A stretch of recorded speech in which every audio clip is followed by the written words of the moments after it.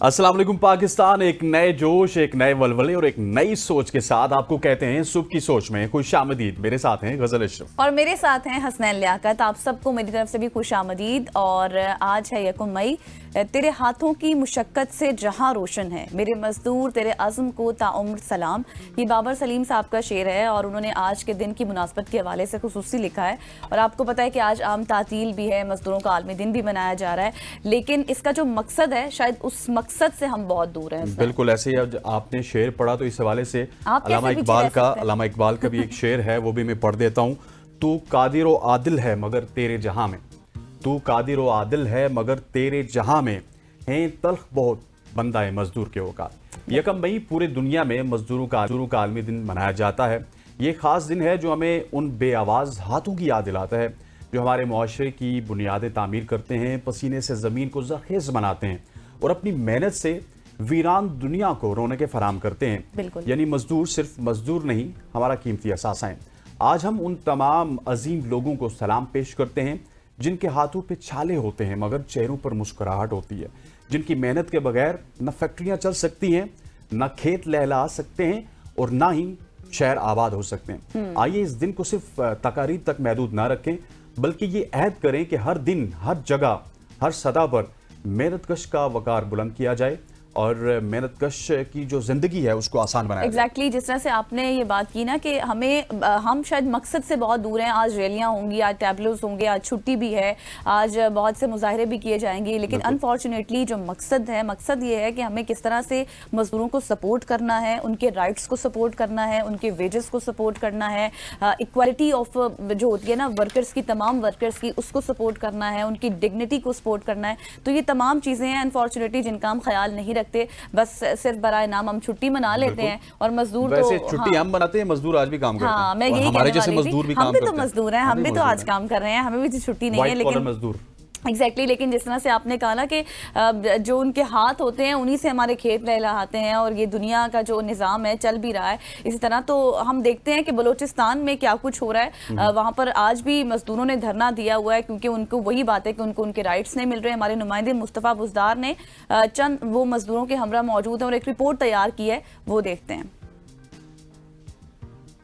जो है आलमी सतह पे योम मजदूर मनाया जा रहा है। मजदूरों के हकूक़ की बात जो है सब करते नज़र आते हैं, चाहे हुकूमत हो चाहे दावेदार जो उनकी तंजीमें हों, वो आज जो है योम मजदूर मना रही हैं। लेकिन हकीकत ये है कि जो मजदूर है वो आज भी काम पे गया हुआ है और अपने कुछ मजदूर ऐसे हैं जो आज भी अपने हकूक़ के मुंसर हैं। अगर बात कीजिए बलूचिस्तान के कुछ सरकारी मुलाजमीन की जो रिटायर हुए हैं, वो 4 साल का अरसा गुजरने के बाद भी अपनी मजदूरी यानी कि अपनी पेंशन के मुंतज़िर हैं और आज योम मजदूर के मौके पे भी वो जो है भूख हड़ताल के उन्होंने जो है कैंप लगाया हुआ है। इस मौके पे हमारे साथ एक रिटायर मुलाजिम जो है वो मौजूद है, इनसे बात करते हैं। सर, आपने आज योम मजदूर के हवाले के दिन भी जो है अपनी मजदूरी के मुंतज़िर हैं, इस पे आप क्या कहना चाहेंगे हुकूमत को? ऑफिस से लेकर वज़ीर आला हम तक आते जाते इस ऑफिस में जाओ, उसमें जाओ। हाँ, अभी 1 महीने से हम लोगों का फाइल भी गायब है। दूसरे महीने की 26 तारीख से फाइल लापता है, कोड हमारे जेब में है। ये पता नहीं कि वज़ीर आला के पास पड़ा हुआ है, हसन लेडी के पास पड़ा हुआ है, डीजी के पास पड़ा हुआ है, मगर कुछ भी नहीं हुआ है। 1 साल का सब्र का मुजाहरा करके 16 अज़ला के मुलाजिम भूख हड़ताल के ऊपर बैठे रहेंगे, चाहे वो मरे या बच्चे। जो अगर मर गया उसका सूबाई गवर्नमेंट जिम्मेवार है।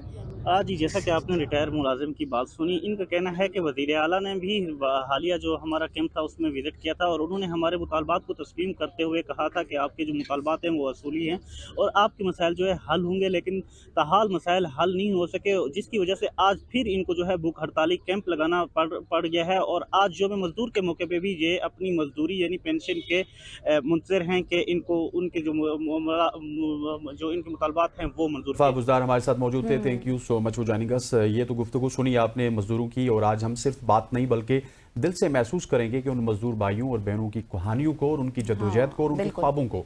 और आखिर में हम एबीएन न्यूज़ की पूरी फैमिली की तरफ से मजदूरों को इस आलमी दिन के मौके पर मुल्क भर में और पाकिस्तान समेत पूरी दुनिया में खराज तमाम मजदूर भाइयों को खराज तहसीन पेश करते हैं। अच्छा, यहाँ पे मजदूरों के हवाले से तो हमने बात की, लेकिन मैं आपको एक अच्छी खबर भी दे रहा हूँ। अच्छा, अच्छी खबर ये है अच्छी खबर कि सुन के तो वो देख के हाँ, तो मुझे भी बहुत खुशी हुई अच्छी थी। खबर ये है कि आज 1 मई है और 1 मई को पेट्रोलियम मसनूआत की कीमतों में रद्दबदल होता है, जहां से मुस्तफ़ा बुज़दार हमारे साथ मौजूद थे। वहीं पिछले जो 15 दिन थे हमारा जो सरप्लस बजट था वहां पे जा रहा था पेट्रोल वालों की जेब से, क्योंकि गवर्नमेंट ने पेट्रोल की प्राइसेस कम नहीं की थी। लेकिन अब मैं आपको बताते चलूं कि वफाकी हुकूमत ने पेट्रोलियम मसनूआत की कीमतों में कमी का ऐलान कर दिया। पेट्रोल की फी लीटर कीमत में 2 रुपए कमी की गई। पेट्रोल की फी लीटर कीमत 252 रुपए 63 पैसे मुकर्रर की गई और डीजल की कीमत में 2 रुपए कमी की गई। डीजल की नई कीमत है 256 रुपए 64 पैसे फी लीटर। सो थोड़ी सी कमी वैसे है, ये है कि लेकिन 2 रुपए की कमी है, लेकिन खुशी है। आप इंजॉय जरूर कीजिए इस कमी को। लेकिन आपको याद है ना कि जब कीमतें बरकरार हो गई थी, आधी मार्केट में कम हो गई थी, तब भी हमने बहुत वावेला किया था कि कीमतें कम क्यों नहीं हुई। लेकिन अब 15 डेज के बाद अब जब कीमतें कम हुई हैं, 2 रुपए ही हों, लेकिन हो तो गई हैं। इसी उम्मीद के साथ हम चल रहे हैं, लेकिन हो गई है। आगे दो दो करके 323 से 252 पे तो आ गई ना, 2 रुपए करके बिल्कुल। तो लेकिन खैर ये अच्छी बात है, इसको सेलिब्रेट करना चाहिए, आप भी खुश हो जाएं। और वैसे भी आज छुट्टी है तो एंजॉय, आप पेट्रोल डलवाएं और जाएं घूमने फिरने फैमिली के साथ।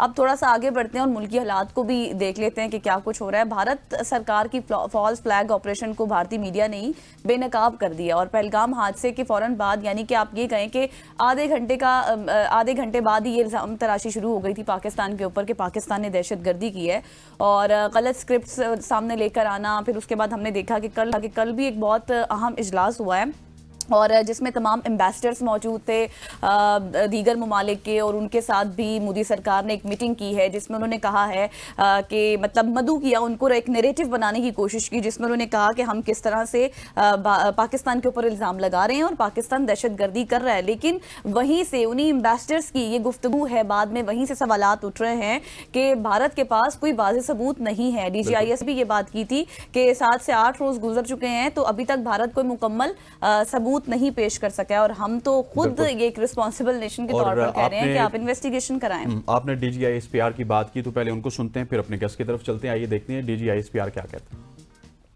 So we are everywhere all the time. We are ready and we are prepared to take on all sort of challenges. Military confrontation का रास्ता अगर उन्होंने चुनना है तो ये उनकी चॉइस है, आगे ये किधर जाता है ये फिर हमारी चॉइस है। शुरू करनी है तो ये भारत ने करनी है, हम बिल्कुल अपने दिफा के लिए तैयार हैं। अगर जंग शुरू कर दी गई तो फिर इसको कहां तक लेके जाना है वो फिर पाकिस्तान डिसाइड करेगा, ये कहना है DGISPR का। ख़वातीन वज़ात इसी पे बात करने के लिए हमारे साथ मौजूद हैं हैदर हयात खान साहब, जो कि पाकिस्तानी मीडिया में भी काम करते हुए आपको दिखाई देते हैं, लेकिन जो इंडियन मीडिया को इन्होंने चुप करवाया, that is very amazing. Haider Hayat, thank you so much for joining us. Haider sahab, सबसे पहले तो मुझे ये बताइए कि ये जो इस वक्त फॉल्स फ्लैग ऑपरेशन के तहत इंडिया चढ़ाई करने का सोच रहा है और उसके बावजूद भी पाकिस्तान, मतलब अभी तक पाकिस्तान की जो पोजीशन है बड़ी वाज़ेह है कि अगर वो चढ़ाई करेंगे तो हम उसका जवाब देंगे, अदरवाइज हम किसी किस्म का इनिशिएट नहीं करेंगे। आप क्या समझते हैं? बहुत सारे लोग ये कह रहे हैं कि मोदी सरकार की जो पॉपुलैरिटी है वो वहां पे कम हो रही थी, अपनी पॉपुलैरिटी को गेन करने के लिए उन्होंने ये खुद ऑपरेशन करवाया और अब वो किसी तरह चाहते हैं कि पाकिस्तान पे हमला किया जाए। बिस्मिल्लाहिर्रहमानिर्रहीम, थैंक यू वेरी मच। देखिए, 2-3 चीजें इसमें ना बड़ी इंपॉर्टेंट है। एक तो ये कि माजी में अगर आप पिछले 2-2.5 दहाइयों पर नजर दौड़ाएं तो जब भी बीजेपी गवर्नमेंट में आई है इस तरह के फॉल्स फ्लैग ऑपरेशंस होते रहे हैं। ये अटल बिहारी वाजपेयी के दौर में भी होते रहे हैं और जब से ये नरेंद्र मोदी इस वक्त है बरसर इक़्तिदार, मैं इसको दरिंदर मोदी कहता हूँ, ये दरिंदा शख्स है। इसने गुजरात में जिस तरह जो मैसेकर किया, मुसलमानों का कत्लेआम किया और इसकी फैमिली के साथ इसके जो अपने टर्म्स हैं, तो आप अंदाजा लगा सकते हैं कि वैसे ओवरऑल मतलब नॉन हिंदूज को लेकर इसकी अप्रोच क्या है। बहरहाल जो फॉल्स फ्लैग ऑपरेशंस वाला मामला है भारत के अंदर, ये मैंने जिस तरह पहले बताया, ये बीजेपी जब भी भारत के अंदर बरसर इक़्तिदार आई है उसने ये सब कुछ किया है। चाहे ये सन 2000 के अंदर सिखों की मैस किलिंग्स हों, उसके बाद उसका इल्जाम पाकिस्तान पर लगाया और ये बाद में रिवील किया गया कि जो US प्रेसिडेंट थे बिल क्लिंटन, जो उस वक्त इंडिया के दौरे पे थे, उनको पहले से रिपोर्ट्स थी कि उनके दौरे के दौरान भारत में ये सब कुछ होगा। तो वहां पर उसके बाद भारत के एक लेफ्टिनेंट जनरल ने एक्सपोज कर दिया, एक सिख जनरल एक्सपोज किया कि वो भी फॉल्स फ्लैग ऑपरेशन था, मकसद पाकिस्तान की इमेज को मेलाइन करना था, लेकिन भारत उसके अंदर नाकाम रहा। हम क्विकली आगे आते हैं 2016 में जो कुछ हुआ, फिर 19 में ये जो उन्होंने कहा जी कि हम लोगों ने स्ट्राइक्स की हैं, फिर पाकिस्तान ने 27 फरवरी को जिस तरीके से उनको जवाब दिया, मकसद उसका भी समझ में आ गया। फौरी बाद उन्होंने अगस्त के अंदर कश्मीर का जो स्पेशल स्टेटस है उसको खत्म कर दिया। अब फिर अगर हम पुलवामा के बाद करंट सिनेरियो में आके पहलगाम को देखें तो फौरी तौर पे उन्होंने इंडस वाटर ट्रीटी को सस्पेंड कर दिया। तो भारत ये फॉल्स फ्लैग ऑपरेशंस करता है, उसके पीछे उसकी अप्रोच होती है कि हमने किसी ना किसी तरीके से पाकिस्तान को नुकसान पहुंचाना है, और ग्लोबली अब भारत का नैरेटिव नहीं बिक रहा। हमने ये देखा कि माजी में जब ये फॉल्स फ्लैग ऑपरेशंस होते थे तो एटलीस्ट भारत के अंदर वो नैरेटिव बिकता था। इस दफा ये हुआ है, मेरी बहुत से इंडियन से बात हुई है, जर्नलिस्ट से भी बात हुई है, और उन लोगों से भी जो जर्नलिस्ट नहीं है उनसे भी बात हुई है, वो भी ये कह रहे हैं, यानी जो सेंसिबल इंडियंस हैं वो भी ये कह रहे हैं कि एक तो हमें इस खित्ते के अंदर किसी तरह के कॉन्फ्लिक्ट की तरफ नहीं जाना चाहिए। सेकेंडली वो भी ये समझते हैं कि ये जो सारा वाकया हुआ है ये बीजेपी ने खुद प्लान किया है, ये सारी ड्रामेबाजी बीजेपी ने खुद की है, और मकासद दो तीन है। एक तो भारत के अंदर इस वक्त वक्फ बिल के ऊपर मुसलमान बरसरे एहतजाज है, सरापा एहतजाज है, उनकी आवाज को सप्रेस करने के लिए, क्योंकि जिस तरह ये वाकया हुआ इसको फौरी तौर पे मुस्लिम और हिंदूज की लड़ाई जो है वो बताई, फिर जो है वो पाकिस्तान इंडिया की तरफ 10-15 मिनट के अंदर इसका रुख मोड़ा गया, तो वहां पर मुसलमानों को प्रेशराइज करने के लिए कहा गया जी कि अच्छा Haider, sorry to cut you, लेकिन अब ये इत्तलात हैं उत्तर प्रदेश और इसके साथ साथ जितनी भी हरियाणा और दीगर जो सिटीज हैं वहां पर मुसलमानों को टारगेट किया जा रहा है, फिर फायरिंग के वाकयात इंटरनेशनली भी इंडिया जो है वो एक्सपोज हो चुका है। लेकिन डू यू थिंक कि अब हालात बहुत ज्यादा खराब हो रहे हैं? जिस तरह आपने कहा कि इंडिया का ये बनाया हुआ खुद का मंसूबा है, व्हाट एग्जैक्टली क्या चाहता है इंडिया, और अगर ये अब जंग का आगाज उसने करना है या फिर कर लिया है तो ये खित्ते को किस हद तक मुतासिर करेगा? देखिए, इसमें दो चीजें फिर मैं कहूंगा इंपॉर्टेंट है। पहली बात तो ये जो आपने कहा ना कि भारत के अंदर कश्मीरीज को टारगेट करना शुरू किया गया है जी। उसकी एक बड़ी वजह ये है कि 5 अगस्त 2019 को जब उन्होंने स्पेशल स्टेटस खत्म किया, उसके बाद से अब तक गवर्नमेंट ऑफ इंडिया हर मुमकिन कोशिश करने के बावजूद कश्मीरियों का दिल नहीं जीत पाई। वहां पर पहले 7 लाख फौज डिप्लॉयड थी, अब इत्तलात है कि 10 लाख से भी ज्यादा इंडियन फोर्सेस डिप्लॉयड है, 90 लाख की आबादी है, यानी हर 9 जो लोग हैं 9 लोगों की आबादी के ऊपर एक बंदा उन्होंने वहां पर तैनात किया हुआ है। बावजूद इसके वो कश्मीरियों के दिल के लिए मोहब्बत पैदा नहीं कर पा रहे, और ना ये होगी। कश्मीरीज अपनी आजादी की स्ट्रगल लड़ रहे हैं, जंग लड़ रहे हैं, और वो इंशाल्लाह इसके अंदर कामयाब हो गए। ये तो होगी पहला एस्पेक्ट। दूसरी चीज ये है कि भारत का मुकाबला पाकिस्तान के साथ है, भारत का मुकाबला इस कॉन्फ्लिक्ट के अंदर नेपाल भूटान के साथ नहीं है जो छोटे ममालिक हों। पाकिस्तान अल्हम्दुलिल्लाह एक न्यूक्लियर स्टेट है, हमारे पास जो है वो हर तरह की कुव्वत है, हम भारत का मुकाबला करके भारत को शिकस्त देने की काबिलियत रखते हैं। लेकिन बड़ी चीज है कि ये दोनों ममालिक न्यूक्लियर पावर रखते हैं, और इस कॉन्फ्लिक्ट के अंदर ये चीजें किसी भी वक्त उस लेवल पे जा सकती हैं कि जहां पर ये पूरा खित्ता एक ऐसी जंग के दहाने पर खड़ा हो सकता है जो शायद दुनिया की तारीख में उतनी खतरनाक जंग ना हो।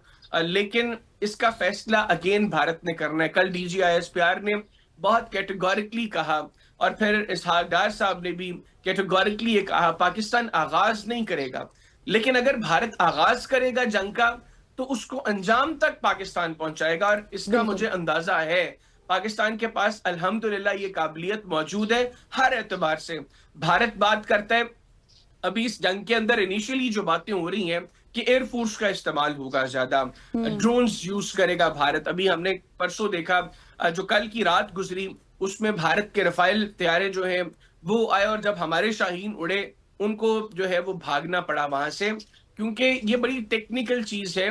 2019 से पहले पाकिस्तान की एयरफोर्स के पास फर्स्ट शूट कैपेबिलिटी थी। हमने 2019 में जो उनके जहाज गिराए थे, हमारे पास फर्स्ट शूट कैपेबिलिटी थी, हम दूर से दुश्मन का जहाज टारगेट करके गिरा सकते थे।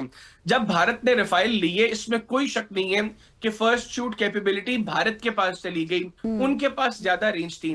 लेकिन जब हमने J-10s लिए हैं, हमारे पास PL-15 मिसाइल्स हैं और हमने अपने JF-17 थंडर्स को भी अपग्रेड कर दिया है, वहां पर भी PL-15 हमारे मिसाइल्स लगते हैं।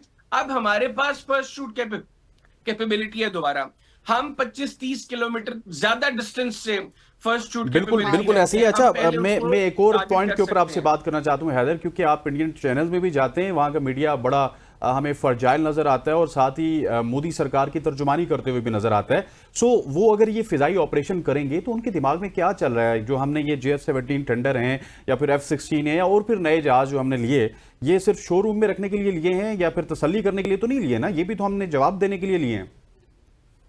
बिल्कुल ठीक बात है। उनको असल में आप अगर इंडियन मीडिया ऑब्जर्व करें तो उनको लगता है कि पाकिस्तान के अंदर हर जो पाकिस्तानी मर्द है ना, वो उसने बहुत ज्यादा लंबी दाढ़ी रखी हुई है, उसने आंखों में सुरमा लगाया हुआ है और वो जलाल वाली उसकी तबीयत है और वो कुछ बेवकूफ है, जो इंडियन फिल्मों में भी हम देखते हैं, जो वो पाकिस्तानीज को दिखाते हैं। लेकिन उनको वो इतना झूठ बोला है उन्होंने कि अब उनको लगने लगे कि शायद पाकिस्तान में वाकई ये सब कुछ है। पाकिस्तान के अंदर जो है वो दूर दूर तक जो है वो कोई शहर नहीं है, पाकिस्तान पता नहीं कितना को बैकवर्ड मुल्क है। लेकिन जब उनके लोग पाकिस्तान विजिट करते हैं, वो बताते हैं कि पाकिस्तान किस तरह है, वो ना तो ये लोग डिस्कस करते हैं और अब उनके जहन में भी शायद ये बैठा भी। मैं उनके मीडिया की बात कर रहा हूँ और मैं ये समझता हूँ कि इस स्पेसिफिक कॉन्फ्लिक्ट के अंदर भी मोदी को मरवाने वाला उनका मीडिया है।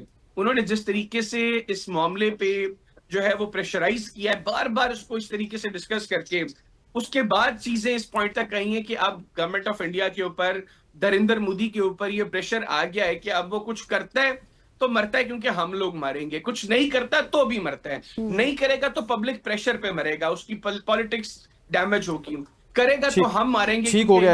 हैदर यहाँ पे हमें ज्वाइन किया है general retired senator Abdul Qayyum sahab ने, उनसे भी जरा सा गुफ्तगू कर लेते हैं। सेनेटर साहब, thank you so much for joining अस। बताइएगा, इस वक्त जो फॉल्स ऑपरेशन हो रहा है उस हवाले से इंडिया में भी और पाकिस्तान में भी बातें तो बहुत हो रही है, लेकिन जो इंडिया है उसकी जानिब से हमें इस तरह के स्टेप्स देखने को मिल रहे हैं कि वो शायद जंग चाहता है, लेकिन पाकिस्तान तो अभी भी डिफेंसिव मोड में है कि जंग अगर हम मुसल्लत की गई तो हम उसका जवाब देंगे। आप क्योंकि फौज में भी रहे हैं, ऐवान में भी रहे हैं, दोनों जगहों पे आप रहे हैं, आप कैपेबिलिटीज को ज्यादा जानते हैं। इस दफा अगर जंग का माहौल बना तो बड़ा खतरा नहीं होगा दोनों ममालिक के लिए?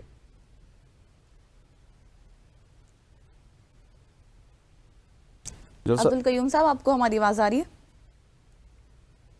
शायद हमारा राब्ता उनसे डिस्कनेक्ट हो गया है। हैदर हमारे साथ मौजूद है?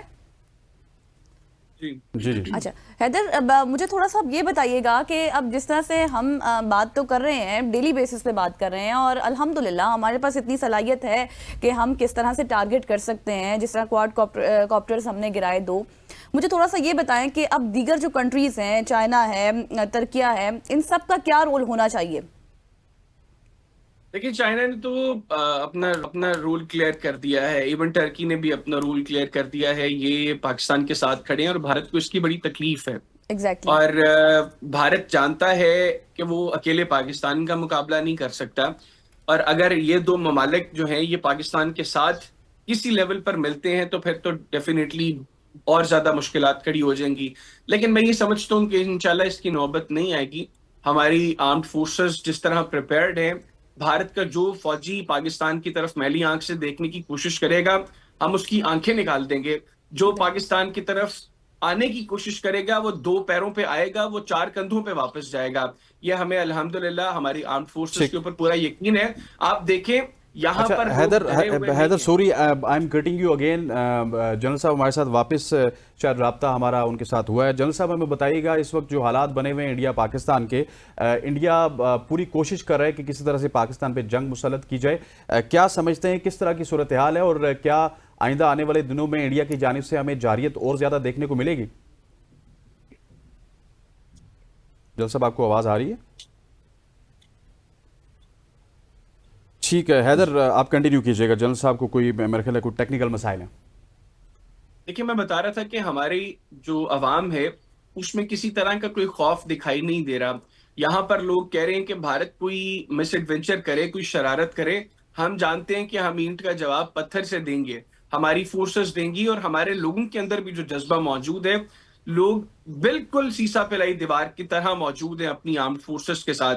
और जंगें कौमें उसी वक्त जीतती हैं जब उनकी अफवाज के साथ पब्लिक सपोर्ट जुड़ी हो। और अल्हम्दुलिल्लाह गुज़िश्ता 8-10 रोज के अंदर जिस तरह भारत ने जो मुसलसल स्पॉल्स फ्लैग ऑपरेशन के बाद जिस तरह भारत में हम देख रहे हैं मामला चल रहे हैं, पाकिस्तान में बिल्कुल मुख्तलिफ सिचुएशन है।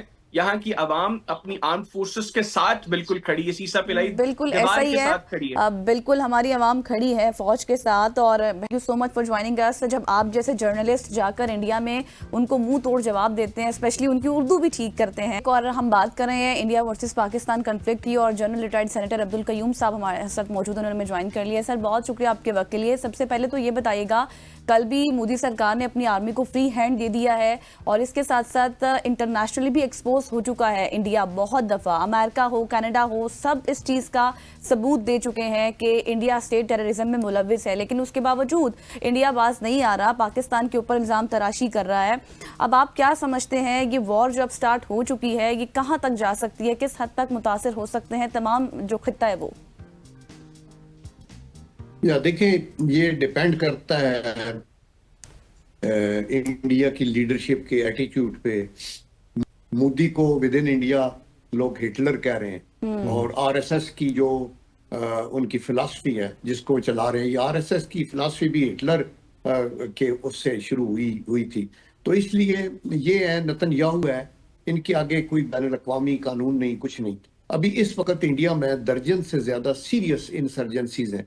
इन एडिशन टू दैट, आपको पता है कि मोदी की साख गिर रही है। उसने कहा था इस पार 400 पार और व्हाटएवर, एंड फाइनली वो अपनी इतनी मेजॉरिटी भी नहीं कि हुकूमत बना सके और कोलिशन बनानी पड़ी। और जो इंसर्जेंसीज हैं बड़ी सीरियस, वो है आसाम में, कश्मीर में, खालिस्तान, मिजोरम, नागालैंड, तमिलनाडु, त्रिपुरा, अरुणाचल प्रदेश और मणिपुरा, जहाँ क्रिश्चियन के तकरीबन 300 चर्च इन्होंने जलाए और 80 क्रिश्चियन को हलाक किया। सिखों के पीछे पड़े हुए हैं। और उनके डिफेंस मिनिस्टर ने कहा था कि हमने पाकिस्तान में, लाहौर में आगे पीछे 20 लोगों को हलाक किया है। तो ये एक दहशतगर्दी की उसके ऊपर है। और बैनुल अक़वामी सतह के ऊपर भी कनाडा में आप देखें, अमेरिका में देखें, कतर के अंदर भी इनकी इन्वॉल्वमेंट थी। बिल्कुल। तो ये अल्लाह ताला करे कि गुड चांस प्रीवेल हो। अभी दिस इज फर्स्ट टाइम कि विद इन इंडिया भी जो सेन वॉइसेस हैं वो ये कह रहे हैं कि वार हिस्टीरिया ना क्रिएट करो। ये आपकी नालायकी है कि तकरीबन हंड्रेड्स ऑफ किलोमीटर्स इनसाइड पहाड़ी, सख्त पहाड़ी इलाके में, जिसमें आपने 7 लाख की फौज भी रखी हुई है, चेक पोस्ट भी है, एरियल भी हैं, ड्रोन भी हैं, वहां वो बंदे जाके तो आपके टूरिस्ट को मार गए। हमने तो सिंपथाइज किया और हमने कहा है कि ये ऐसे बिल्कुल नहीं, टेररिज्म के हम खिलाफ हैं, हम वर्स्ट सफरर है पाकिस्तान। तो ये बड़ी जायज बातें हैं जो हो रही हैं। और लेकिन एट द सेम टाइम चूंकि हिंदू बंदियां के दिल में और दिमाग में ये एक खलिश है कि वो पाकिस्तान के वजूद को तस्लीम करने से इनकारी है, तो इसलिए दे वुड लाइक टू, ये एक एहसास कमतरी में भी मुब्तला है कि एक हमारे विंग के नीचे एक मुसलमान मुल्क। लेकिन सर मेरा सवाल भी यही था कि ये इस खुमारी में क्यों है, क्योंकि हम 65 या 71 वाली सूरत हाल में नहीं है। हमारा एक बहुत बड़ा बजट जाता है जो दिफाई बजट होता है, और हमारी कैपेबिलिटीज में कोई इतना ज्यादा फर्क नहीं है। हाँ, वो बड़ा मुल्क है, तादाद में फर्क हो सकता है, उनकी फौज बड़ी है, हमारी फौज इतनी बड़ी नहीं है, लेकिन ये खुमार क्यों है? क्योंकि अगर वो हमला करेंगे तो उनको मुंह तोड़ जवाब तो इससे पहले भी हमने दिया, इस दफा भी देंगे। देखिए, ये जो लोग होते हैं ना, ये अपनी चीप पॉपुलैरिटी के लिए, पॉलिटिकल वोट्स के लिए, अभी आगे बिहार के इलेक्शंस आ रहे हैं और वो कहते हैं कि 2000 मुसलमानों को गुजरात में मारा था तो प्राइम मिनिस्टर बन गया। अभी इधर आके कश्मीरियों के ऊपर ही इज रूथलेस, और 370 को एब्रोगेट किया, 35A को किया, और इसी तरह 2 स्टेट्स बना दी, लद्दाख को और इधर इनको, और किसी चीज की उसको परवाह नहीं है। तो that is why he can make a blunder. Point ये है कि हमारी फौज अपने मुल्क के लिहाज से और दिफाई जरूरत के मुताबिक बिल्कुल ठीक है। जब आपने किसी के खिलाफ एग्रेशन करना हो ना, तो आपको 3 गुना बड़ी फौज चाहिए होती है। लेकिन अगर आपने अपना दिफा करना है, तो आप अगर जो एग्रेसर है उसके अगर आप 1/3 भी हैं, तो आप इफेक्टिवली अपना दफा कर सकते हैं, क्योंकि हमारे कोई अज़ाइम नहीं है कि हमने दिल्ली को फतह करना है या वो।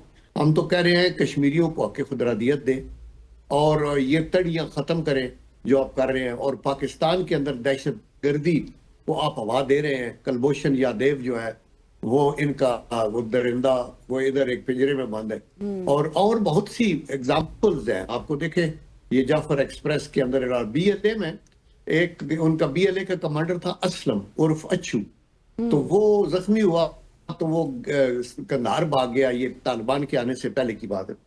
इसके बाद पता चला कि उसको बाई एयर दिल्ली के एक अस्पताल में उधर उसका इलाज हुआ और फिर उसको वापस लेके आए। तो they are supporting them tooth and nail, पैसे भी लगाते हैं और सब कुछ करते हैं। तो ये है।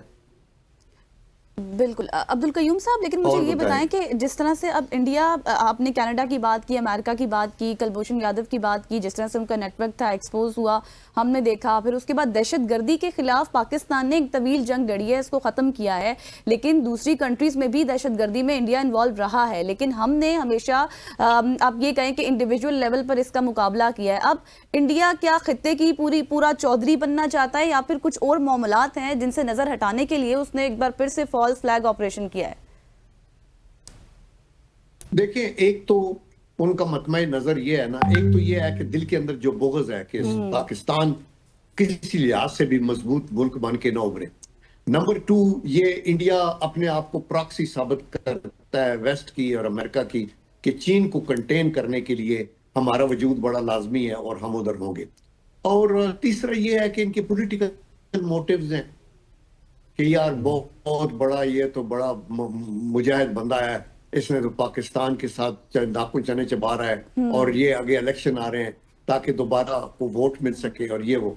तो ये पॉलिटिकल कंसिडरेशंस भी हैं, ईगो के मसाइल भी हैं, और बैनुल-अक़वामी जो जियो पॉलिटिक्स की गेम है उसके अंदर भी ये है। अभी देखिए ये सारा असला लेते हैं वेस्ट से भी और इधर उधर कहते हैं कि चीन के खिलाफ इस्तेमाल होगा। अभी जब आपके मैकेनाइज्ड फार्मेशन और टैंक्स हैं वो तो चीन के खिलाफ हिमालय में नहीं इस्तेमाल हो सकते, तो वो इधर पाकिस्तान के अपोजिट डिप्लॉयड है, एयर भी डिप्लॉयड है, एयर डिफेंस सिस्टम भी डिप्लॉयड है। तो लेकिन अल्लाह का करम है, इनकी 6-7 लाख फौज बंदी हुई है कश्मीर में, बाकी 5-6 लाख बचती है, 5-6 लाख हमारी भी है। इन एडिशन अभी बांग्लादेश की तरफ भी इन्होंने 1-2 डिवीजन रखे हुए होंगे। तो ये ऐसी बात नहीं है कि ये फूलों की सेज है कि फौरी तौर पे हम अटैक कर देंगे, ये करेंगे। चख मार सकते हैं जैसे वो पहले बालाकोट में किया तो मुंह की खानी पड़ी। अभी भी हम तो समझा रहे हैं कि ना करें, हम इस साथ शामिल करें, इन्वेस्टिगेशन करते हैं यूनाइटेड नेशन, लेकिन वो उस पे भी नहीं मान रहा, इंडियन पाकिस्तान को उससे भी नहीं मान रहा ना। अच्छा जनरल साहब, मेरा एक सवाल है मौजूद। जनरल साहब, आपने BLA अटैक्स की बात की थी, जाफर एक्सप्रेस की बात की थी, और हमें पता है कि पिछले कुछ 30-40 साल से इंडिया बलूचिस्तान में दहशतगर्दी में इन्वॉल्व है, उनके एजेंट्स वहां से पकड़े गए। लेकिन अनफॉर्चुनेटली ये गिला हमें शायद खुद से भी है कि हम उस तरह से पोर्ट्रे नहीं कर पा रहे, हम पूरी दुनिया को एकदम से शोर नहीं मचाते कि इंडिया की तरफ से हुआ। हालांकि हालिया वाकू में भी इंडिया इन्वॉल्व रहा है, लेकिन इंडिया छोटे से मामले को करता भी खुद है और शोर भी करता है और हमारे ऊपर इल्जाम भी लगाता है। ये बड़ा अनफॉर्चुनेट है। क्या देखिए, पाकिस्तान अपनी तरफ से पूरी एफर्ट करता है, ये दुनिया सारी एक ग्लोबल विलेज है, उनको एग्जैक्टली पता होता है कि कुलभूषण क्या कर रहा है, जाफर एक्सप्रेस को किसने पकड़ा, ये BLA वाले कौन है, उनको बिल्कुल पता होता है।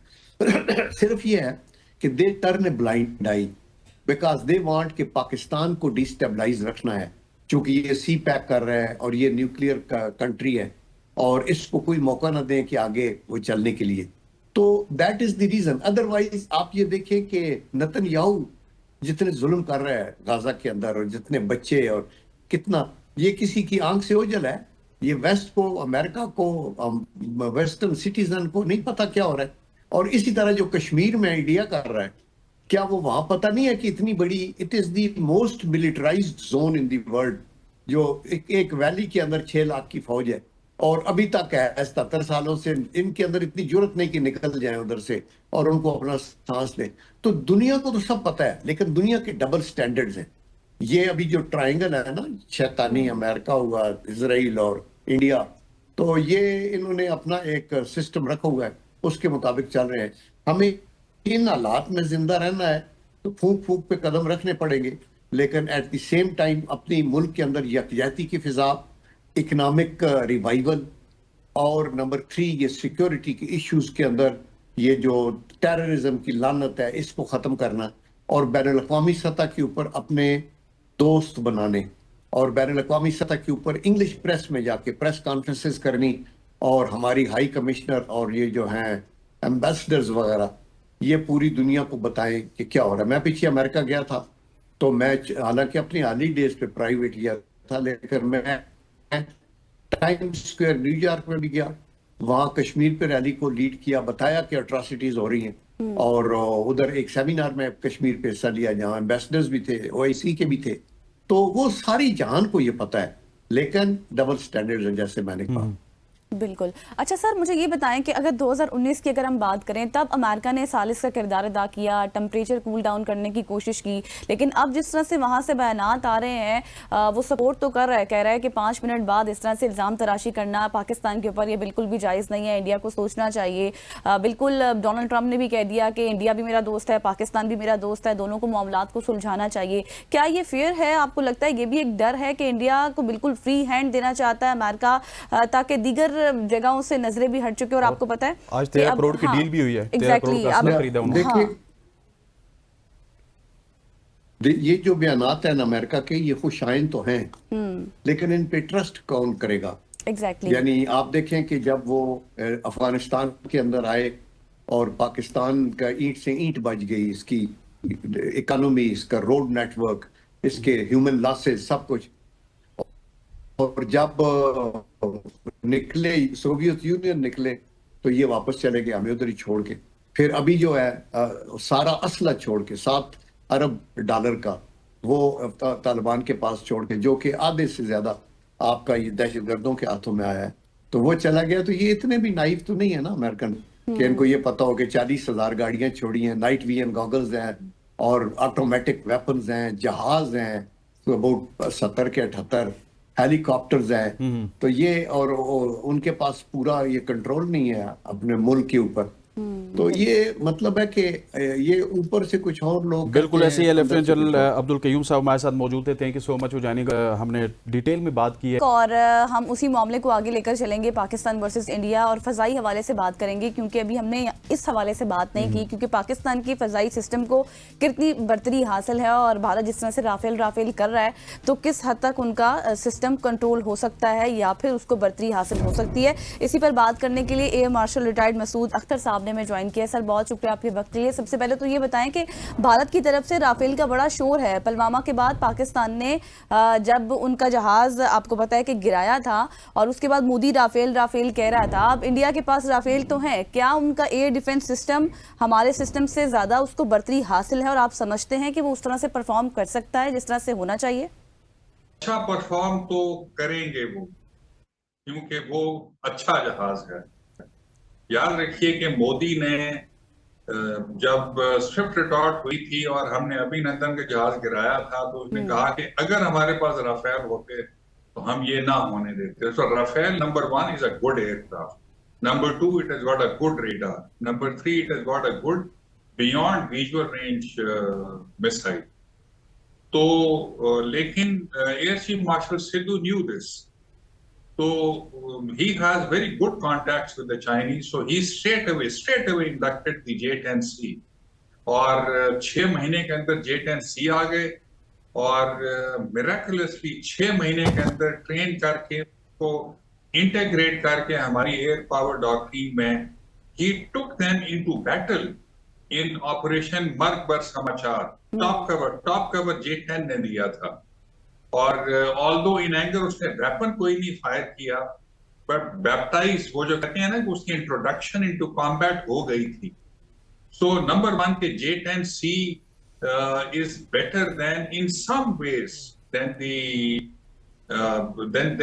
The Rafale and its BVR which is called the Meteor, जो कि मीटियोर की रेंज जो है वो तकरीबन 100 किलोमीटर के करीब है और इसकी रेंज जो है बिकॉज ये 200 से 300 किलोमीटर है, सो 250 किलोमीटर ये है, उसकी कोई 150 किलोमीटर के करीब रेंज है।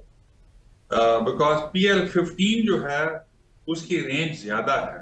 नंबर 2 जो J-10C है उसका रेडार सेक्शन बड़ा है, नोज बड़ी है, तो बिकॉज दोनों में स्कैंड अरे रेडार है। हम जब मिराज उड़ाते थे तो एक सिंगल रेडार एंटेना होता था called the Doppler radar antenna, पूरा एंटेना मूव करता था। अच्छा। आजकल के जो स्कैंड एरे रेडार्स हैं उन्हें उसमें हजारों एलिमेंट्स हैं, क्योंकि ये बड़ा डायमीटर है, इसमें ज्यादा एलिमेंट्स हैं, दूर देख सकता है, पिकअप जल्दी नहीं होता दूसरों से, तो it is secure also in that way. Number 2, not only J10C but even Block 3 has been integrated with both scanned array radar and the PL-15। और आपने पढ़ा होगा कि पिछले ही 2 हफ्ते के अंदर चीन ने 100 से ज्यादा हमें PL-15 दिए हैं। शुरू में कम थे। So China of course is wanting to contain India through us, तो उसने अपनी नेशनल इंटरेस्ट में ये सब कुछ किया है। So we have the answer for the Rafale और the time will। अच्छा ठीक है मसूद साहब, मैं आपसे ये पूछना चाहूंगा कि आपने बात BVR की, बियॉन्ड विजुअल रेंज मिसाइल की, सो ये हमारे पास भी ये टेक्नोलॉजी तो मौजूद है, ये हमारे किस काम आ सकती है इंडिया के खिलाफ? कोई एयरफोर्स अगर एयर सुपीरियरिटी में अच्छा नहीं करती तो वो अपनी ग्राउंड फोर्सेस को डिफेंड नहीं कर सकती। हमारी एयर सुपीरियरिटी के लिए number 1 J10C with its big radar, scanned array radar and PL-15 with 250 kilometers range. Then we have the Block 3, जिसमें के वही PL-15 है और scanned array radar compatible with the Rafale. Then we have the F-16s, Doppler radar, AMRAAM, but obviously उस वक्त हमने F-16 का AMRAAM employ किया था, जिसको सुखोई 30 को भी मारा था और अभी नंदन के MiG-21 को भी मारा था। So air superiority में BVR is going to play a very big role। और अगर हम air superiority या favorable air situation या पैरिटी भी क्रिएट कर लेते हैं एयर के अंदर, तो then we can defend our ground operations and surface operations in the sea. तो BVR याद रखिए कि आज की air force is going to be measured कि जहाज कितना तेज उड़ता है, कितनी जल्दी पहुंच जाता है बैटल एरिया में टू रिएक्ट, उसका रेडार कितना अच्छा है, वो डॉपलर है या स्कैंड अरे है, और उसका BVR कितना अच्छा है। सो वी हैव एक्सप्लेन कि PL-15 और J10C का जो स्कैंड अरे रेडार है और जो ब्लॉक 3 का वो थोड़ा रिलेटिवली छोटा है KLJ-17, but it is quite compatible with, can compare reasonably good against the Rafale। and F-16 number 3 battle for air superiority, उसकी विक्ट्री इज अ मस्ट। अच्छा, आपने अभी MiG-21 की बात की, तो इंडिया के अपने मीडिया से खबरें मिलती हैं कि उनके MiG-22 जिनको फ्लाइंग कॉकस कहा जाता है, उनके उसके अलावा उनके जहाज जो हैं वो रोज़ गिरते हैं। और हमारी फौज की कितनी तैयारी है, आप क्या समझते हैं कि इस तरह का ऑपरेशन जो किए जा रहे हैं, क्या कोई मज़ीद ऑपरेशन करने की भी ज़रूरत है या फिर पाक एयरफोर्स कर सकती है, इतनी सलाहियत है? MiG-21 देखिए, एक स्टोरी शायद आप सवाल पूछे मुझे, मैं भी आंसर कर देता हूं। उन्होंने 26 राफेल तैयारों और क्यों खरीदे हैं? क्योंकि तेजा या LCA लाइट कॉम्बैट एयरक्राफ्ट, जिसने MiG-21, MiG-29, 23, 27 को बाय फोर्स उनको रिटायर करना पड़ा, उनको रिप्लेस करना था, जैगुआर को रिप्लेस करना था, उसने अच्छा नहीं किया। इसी वजह से air chief martial AP Singh ने बहुत सख्त शिकायत की। ऑल्दो वो कहते हैं कि मेरी ये अपना बैंटर था with the people that I kept training in HAL, Hindustan aeronautics, और वो रिलीज हो गया वीडियो। तो उसने बड़ी सही शिकायत की कि आप मुझे अभी तक 40 जहाज नहीं दे सके। J-17 जो कि 10 साल बाद ड्राइंग बोर्ड्स पे आया, वो आज 5, 6, 7 स्क्वाड्रन्स हैं, जिसमें से 2 या 3 ब्लॉक 3 स्क्वाड्रन्स हैं और बाकी ब्लॉक 2 हैं, और वो रेंज एक्सटेंशन किट्स के साथ हैं जो कि हमने स्विफ्ट रिटॉर्ट में इस्तेमाल किया विद प्रिसीजन, मर्ग समाचार में इस्तेमाल किया with precision, no collateral damage. और जब हमने किया स्विफ्ट रिटॉर्ट में, तो जहां हमने उसका कर्सर रखा हुआ था, ट्रैकिंग सिंबल, वो इनिशियली ब्रिगेड हेडक्वार्टर पे था रजौरी में। वो good that he took it away by 3 to 5 kilometres, वरना उस वक्त शायद एक 2 या 3 स्टार उस हेडक्वार्टर में बैठा था। बिल्कुल ऐसे ही। Likewise, of course, in the Nowshera depot. So उनके पास एक क्राइसिस है। MiG-21, MiG-29, Jaguar, ये जहाज हैं जो कि रिप्लेस कर रहे हैं उन्होंने, बट तेजा अभी एक स्क्वाड्रन भी नहीं दे सका। और ब्लॉक 1 के प्रॉब्लम्स हैं, कवेरी इंजन के प्रॉब्लम है, 404 इंजन उनको मिल नहीं रहा इतना जल्दी। चाहे जाए कि वो 414 चाहते हैं फॉर देयर एमका एटसेट्रा, वो तो बहुत बात की बात है। ऐसे ही। So they have huge problems. Flying cockpits, बिल्कुल ऐसी अच्छा yes. प्रॉब्लम्स की आपने बात की है मसूद साहब, तो मीडिया जब हम सुनते हैं तो वो कहते हैं कि हमारे पास के ब्राह्मोस है, जिसके हवाले से वो बताते हैं कि पाकिस्तान के पास कोई तोड़ नहीं है, क्योंकि वहां पे तो इस तरह की बातें मिलती हैं कि बिल्कुल हमारे पास कुछ नहीं है। इस हवाले से आप थोड़ा सा हमें और हमारे नाज़रीन को आगाह कीजिएगा कि ब्राह्मोस का कोई तोड़ है हमारे पास? ज्यादा डेडली अभी I don't think it is operation on a fighter aircraft, but ground to ground जो ब्राह्मोस है that is supposed to be very deadly. Surface to surface missile, ये भी एक सिनेरियो पेंट किया जाता था कि the war can be led by surface to surface. इससे बड़ी हमाकत नहीं हो सकती। अगर पहले सरफेस टू एसएसएम अटैक के ऊपर प्राइम मिनिस्टर मोदी पर्सनली बैठ के आए टू एश्योर कि ये कन्वेंशनल है और अनकन्वेंशनल या न्यूक्लियर टिप नहीं है, nobody will believe and the entire world will up in arms to say stop this nonsense. So SSMs की जंग नहीं हो सकती। ब्राह्मोस इस वक्त ऑपरेशनल नहीं है। गालिबन उसने तेजा के ऊपर ही जाना था या किस जहाज पे जाना था, but I have not heard about it. So we don't have too much of a problem with that. BrahMos obviously is more air to surface in my view rather than air to air. So we air to air में we don't have to bother. But अगर हम favourable air situation या air to air, लेकिन sir अब जो बढ़ रही हैं, हम देख रहे हैं 22 अप्रैल से ये मामला शुरू हुआ। आपको क्या लगता है कि हम देख रहे हैं कि रिवायती तौर पर भारत जो है डिफरेंट सेक्टर्स पर आकर अटैक करता है, हमला करता है। इस बार भी हम क्या तवक्कुआत करें कि भारत रिवायती तरीके से ही आएगा या फिर कोई ऐसी इत्तलात हैं कि वो गैर रिवायती तरीका भी अपना सकता है? We should be very humble about it. उनकी तरह हमें तकब्बुर नहीं करना चाहिए। याद रखिए कि स्विफ्ट रिकॉर्ड जब 26 की रात को की तो 26 की सुबह को they had a wall of air defense caps, combat air patrols. उसमें MiG-29 भी थे, Sukhoi 30 भी थे, Mirage 2000 भी थे, MiG-21s भी थे, because they expected, हमारी गवर्नमेंट ने कहा था we will retaliate, we will not think. But because damage नहीं हुई थी तो then hubris took over, arrogance. यार डर गए हैं ये लोग। जिस तरह न्यूक्लियर गए थे ना तो अडवाणी ने कहा था now you listen to us because we are a nuclear power. Hubris and arrogance took over. हम में ये arrogance नहीं होनी चाहिए। और हमने next day मुजाहिद अनवर चीफ थे, he chose a time and place of his choosing, his selection. 10 o'clock, broad open daylight, not dawn, not dusk, जो कि normally होता है, and he gave a very, very good account in Swift Record. And उसने 3 objectives achieve किए. He established, of course, he gave a calibrated, he gave a proportionate, and he gave a graduated response ताकि damage कम से कम हो और उनकी इतनी damage ना हो कि उन्हें रिस्पॉन्ड करना पड़े हवा में। ऐसे ही। तो Parveen Sahni obviously he talks lot of pro Pakistan things. वो मैं उनको सुन भी रहा था मसूद साहब के जो उनके दिफाई तज़किरे परवीन साहनी की, उनके तो ये अल्फाज भी बड़े कीमती मुझे लगे और इसके ऊपर मैं आपका तबसरा चाहूंगा कि वो कहते हैं कि राफेल के होने के बावजूद भी भारत पाकिस्तान पर हमला नहीं कर सकता। क्या ऐसा मुमकिन है? क्योंकि एक तरफ तो इंडियन मीडिया शोर मचा रहा है कि राफेल पता नहीं उनको क्या मिल गया कि उनको पाकिस्तान के ऊपर बर्तरी हासिल है। One can read only in between the lines. Parveen Sahni ने जो कि pragmatic thinker है इंडिया में, he is a retired army officer, उसने कहा कि जब इंडियन प्राइम मिनिस्टर ने कहा कि you have the liberty to do what you think, या कौन से टारगेट्स मारने हैं, he did not say go for a full-fledged war and punish the Pakistanis. उसने नहीं कहा। Meaning thereby he is being very, very cautious. According to Parveen Sahni,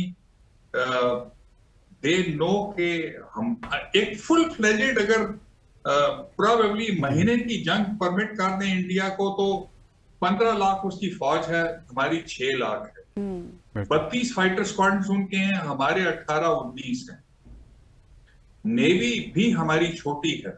सो अगर total combat power generate कर ले पूरे एक महीने की जंग में, तो yes they can do well. लेकिन अगर 24 घंटे 48 घंटे की जंग लड़नी है, they can not generate there total combat power, और वो फिर जनरली लोकलाइज हो जाएगी जो आप कह रहे हैं। So according to him, army is the only service जिसके पास कुछ फ्लेक्सिबिलिटी के ये टारगेट चूज करें along the LOC, Gilgit Baltistan की वाली साइड पे, ये इधर भी over there I don't think anything is going to happen.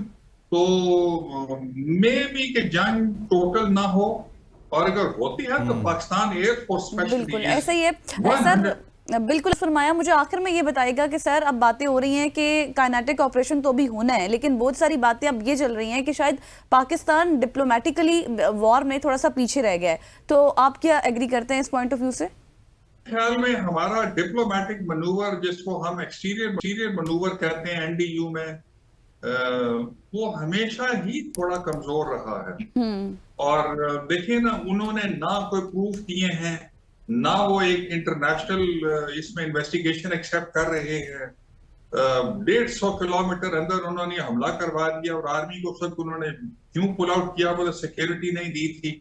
हफ्ता हो गया, वो 6 बंदों को पकड़ नहीं पाए जो कि फ्लर के साथ loud and clear infrared signature रात के वक्त भी देते हैं, और नहीं पकड़ पाए। लेकिन उसके बावजूद अमेरिका ने स्ट्रेट अवे सपोर्ट किया, इजराइल ने स्ट्रेट अवे सपोर्ट किया, यूरोपियन यूनियन ने सपोर्ट किया, और यूएई के मिनिस्टर को जब हमारे मिनिस्टर ने बात की तो उसने कहा well you should discuss and sort out, he did not clearly support अस।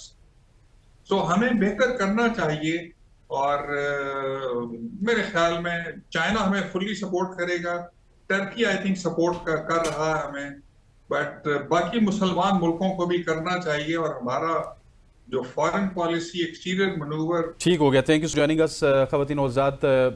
मेरा ख्याल है कि एयर का व्यू लेना भी बड़ा लाजमी था कि हमारी एयरफोर्स क्या कुछ कर रही है। इससे पहले हमने नेवी के हवाले से बात की, पाकिस्तान की बड़ी फोर्स के हवाले से बात की, लेकिन एयर मार्शल साहब की बातें सुन के हमें हौसला अफजाई काफ़ी ज़्यादा हुई है कि हमारे पास वो तमाम दर कैपेबिलिटीज मौजूद हैं जो हमारे पड़ोसी मुल्क भारत के पास हैं। तो आज एक बड़ी मुनफरिद टॉपिक तो हम इस पर बात करते रहते हैं, लेकिन जब भी हम बात करते हैं तो हम किसी डॉक्टर को बुलाते हैं, और वो आके हमें प्रिकॉशंस के हवाले से बात करते हैं, उसकी मेडिसिन के हवाले से बात करते हैं, उसकी रोकथाम के हवाले से बात करते हैं। लेकिन आज बायोकेमिस्ट्री के हवाले से एक बड़ी आम शख्सियत हमारे साथ मौजूद हैं, जिनसे हम ये पूछेंगे कि वो क्या वजूहात हैं जिनकी वजह से डायबिटीज़ होती है। डायबिटीज़ को आम फहम अल्फाज में कहूँ गजल तो शुगर की बात कर रहे हैं हम, कि शुगर किस तरह से होती है। और अब ये लिमिटेड नहीं है कि मेरी उम्र अगर 20-25 साल है तो मुझे नहीं होगी, और सिर्फ 40 से 50 वालों को होगी, ऐसा नहीं है। बच्चों को भी हो सकती है, जवानों को भी हो सकती है, बूढ़ों को भी हो सकती है। इसकी कॉजेज क्या हैं, इन कॉजेज के ऊपर बात करेंगे। और हमारे साथ मौजूद हैं, हमारे साथ जी स्टूडियो मौजूद है डॉक्टर सुमैरा ज़ेब साहिबा, बहुत दूर से आई हैं, और थैंक यू फॉर जॉइनिंग अस। सबसे पहले तो जिस तरह के हसनैन ने कहा ना कि अब ये मामला मिडिल एज में या फिर बड़ी एज में नहीं रहा, बच्चों से शुरू हो रहा है, क्या समझती हैं, क्या किस तरह के मेन कॉजेज हैं, क्यों ये हो रही है sugar? Thank you so much. Main causes में अगर हम जाएं तो अगर फ्रॉम द चाइल्डहुड, तो आजकल जो चाइल्डहुड है उसमें पेंक्रियाज इंसुलिन हमारा जो है सिक्रीट नहीं करते। इंसुलिन हार्मोन है, अब बच्चों में आता है तो वो बच्चों में वो टाइप 1 के तौर पे है। अगर वो एडल्ट्स में है अबव 30-35 ईयर्स तो वो टाइप 2 में आएगा।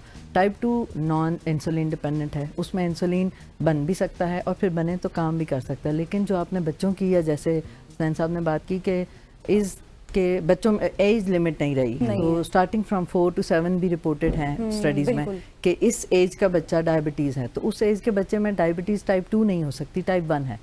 उसमें इंसुलिन बॉडी का पेंक्रियाज जो हमारा है वो इंसुलिन सिक्रीट नहीं करता, वो हार्मोन है जिसके जो ग्लूकोज को रेगुलेट करता है ब्लड में। देखने वालों को मैडम समझाइएगा कि टाइप 1 और टाइप 2 में मेन डिफरेंस क्या है? पेंक्रियाज जो हमारा सिंपली लबलबा है, ठीक है, हमारी बॉडी ऑर्गन है, वो इंसुलिन सिक्रीट करता है। वो हार्मोन है जो कि ग्लूकोज को मेटाबोलाइज रखता है बॉडी के अंदर। हम डाइट लेते हैं, उस डाइट के बाद उससे एनर्जी बनना और फिर एनर्जी पूरी बॉडी में डिफरेंट वेरियस कामों के लिए सर्कुलेट करना, ये काम है इंसुलिन का। वो हार्मोन है जो बॉडी के अंदर ग्लूकोज के लेवल को मेंटेन रखता है। हाँ, अगर हम डाइट लेते हैं जैसे तो बच्चों से लेकर एडल्ट्स तक, तो उस वक्त हमारा बॉडी में शुगर लेवल इंक्रीज होता है, ऑब्वियस सी बात है। मोस्टली हमारी डाइट कार्ब से डिपेंडेंट है। अब वो जब शुगर लेवल इंक्रीज हो जाता है तो उस इंक्रीज को वो स्टोरेज फॉर्म में लेके जाता है in the liver and muscles. सही। और फिर इन टाइम आप रोजे की कंडीशन में 2 घंटे 4 घंटे खाने के बाद वो हमें एनर्जी चाहिए तो वो वहाँ से रिलीज हो जाती है। लेकिन अगर हमारा इंसुलिन काम नहीं करता, जैसे बच्चों की बात आपने की, तो उस कंडीशन में इंसुलिन वो सर्कुलेशन में जो ब्लड में ग्लूकोज है वही लेवल उसको हाई रखता है, स्टोरेज की तरफ नहीं लेके जाता, तो वो हाई रहना टाइप 1 काज करता है। ठीक हो गया। अच्छा सुमेरा, मुझे ये बताइएगा कि एक फैमिली हिस्ट्री भी होती है, जिन लोगों की फैमिली हिस्ट्री है वो कहते हैं कि हमें शुगर तो होगी होगी, लेकिन फिर भी हम अपनी लाइफस्टाइल से उसको कितना चेंज कर सकते हैं? कौन सी चीज़ें ऐसी हैं जो हम करें तो वो डिले हो सकती है, लाइक एक्सरसाइज होगी, लाइक फूड होगी, किस किस चीज़ से हमें इज्तनाब करना चाहिए? Very good. ये आम एक रूटीन में डायबिटिक लोग 10 से 20 साल भी डायबिटीज़ के साथ रहते हैं। बचपन, अब जाहिर सी बात है बचपन से है तो उनको इंसुलिन पे डाल दिया जाता है और वो इंसुलिन डेली डोज में एडल्ट्स में टाइप 1 में वो थ्रू आउट द लाइफ चलती है विद दैट पर्टिकुलर। हाँ, अगर टाइप 2 है तो उसमें वो इंसुलिन के अलावा नॉन इंसुलिन भी मेडिसिन ले सकते हैं। उसमें यह है कि regular exercise 30 to 40 minutes walk. In case type 2 है, एडल्ट्स हैं, तो उन्हें थोड़ी सी 1 आवर तक एक्सटेंडेड वॉक्स हो सकती हैं। बैलेंस डाइट, जिसमें हमारी अनफॉर्चुनेटली यंगर यूथ ये जनरेशन में मीट, आइदर वो मटन है, चिकन है, ब्रॉयलर चिकन है आपको, तो इस तरह की डाइट में ज़्यादा है। ये नहीं कि वो ख़त्म कर दें, but fast food, carbonated drinks, then वो ये कर सकते हैं कि उसको बैलेंस, पल्सेस, दालें, बीन्स, सब वेजिटेबल्स, फ्रेश एंड मीट, सबका मिक्सचर होना चाहिए, वो बैलेंस डाइट कहलाएगी। अगर वो तीनों चीज़ें मिक्सचर में यूज़ करते हैं, लाइक अगर यूज़ कर रहे हैं फ़िश या चिकन या मीट, तो रात में कोशिश करें लेट नाइट डिनर्स ना हो। वॉक के अलावा ये डाइट बैलेंस पे या कंट्रोल डाइट में आप दाल खा रहे हैं तो कोशिश करें डे में रात में फ्रेश वेजिटेबल्स हों।